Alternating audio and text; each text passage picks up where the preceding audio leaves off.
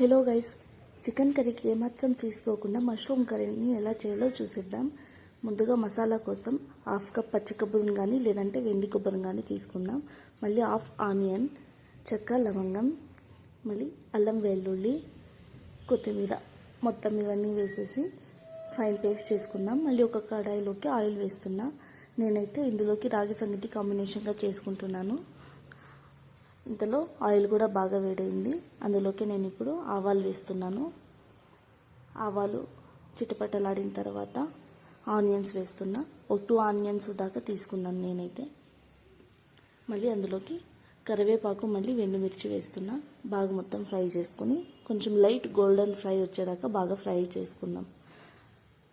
Fry అయిన తర్వాత అందులోకి ఇప్పుడు నేనైతే మష్రూమ్స్ హాఫ్ ఇలా కట్ చేసుకున్నాను. మష్రూమ్స్ వేసి బాగా ఫ్రై చేస్తున్నా. కొంచెం ప్లేట్ క్లోజ్ చేస్తున్నాను.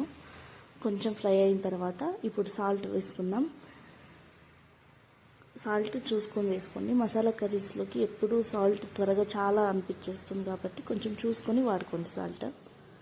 తర్వాత కొంచెం ప్లేట్ క్లోజ్ చేసిన తర్వాత ఇప్పుడు మష్రూమ్స్లో ఉన్న వాటర్ కూడా కొంచెం ఎక్స్ట్రాక్ట్ అయింది చూడండి.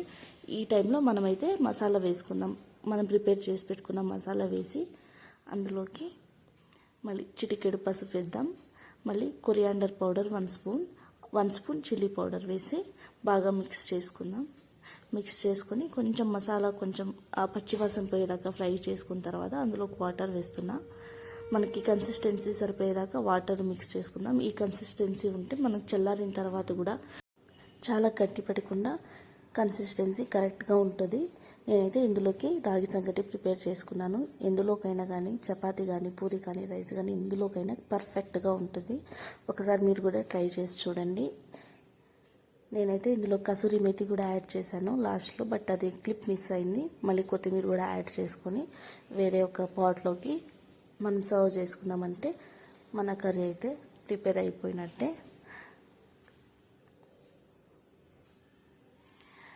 మీరు కూడా ఒకసారి ట్రై చేసి టేస్ట్ ఎలా కుదిరిందో కమెంట్ సెక్షన్లో కమెంట్ చేయండి. Thank you for watching.